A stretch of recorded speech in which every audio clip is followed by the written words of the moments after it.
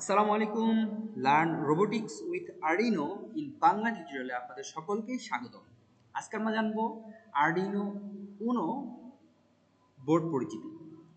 Robotics শেখার শুরুতে Arduino উনো মাইক্রোকন্ট্রোলারটি অনেক জনপ্রিয় এবং বিগিনারদের জন্য এই বোর্ডটি ব্যবহার করা সবথেকে ভালো একটি সিদ্ধান্ত। তো আমরা এই বোর্ড সম্পর্কে আজকে জানব। মূলত এই মাইক্রো কন্ট্রোলারে থাকবে একটা প্রসেসর, যেই প্রসেসরের ভিতরে যাবতীয় ক্যালকুলেশন, ডিসিশন মেকিং আমরা করে থাকি বা হয়ে থাকে। একই সাথে আমাদের এই বোর্ডে রিসেট পিন থাকবে। এই পিনটা দ্বারা আমরা একটা প্রোগ্রামকে রিসেট করতে পারবো।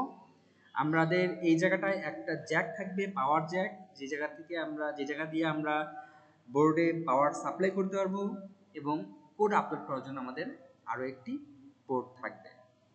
এবং ইন্টারেস্টিংলি এই আরডিনো বোর্ডের সবথেকে ভালো ফিচার বা সবথেকে গুরুত্বপূর্ণ যে বিষয় বা যে ফিচারগুলো, সেটা হচ্ছে অ্যানালগ এবং ডিজিটাল পিন।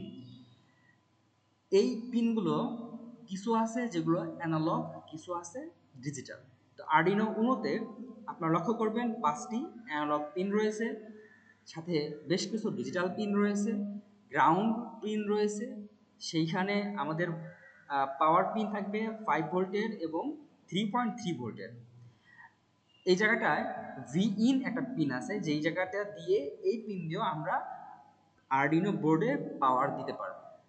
এই জায়গাটায় দুটা পিন আছে, টিএক্স এবং আরএক্স, পিন নাম্বার 0 এবং 1। এই দুটা পিন দিয়ে যেটা ট্রান্সফার এবং রিসিভ করা হয়। আমাদের এই বোর্ড আমরা ব্যবহার করে আমরা বিভিন্ন রকমের অ্যাকচুয়েটরস, মোটরস, সেন্সরস আমরা রিড করতে পারবো, আমরা কন্ট্রোল করতে পারবো। আমরা এই জায়গাটা থেকে আমরা একটা রোবটের সম্পূর্ণ কন্ট্রোল করতে পারবো।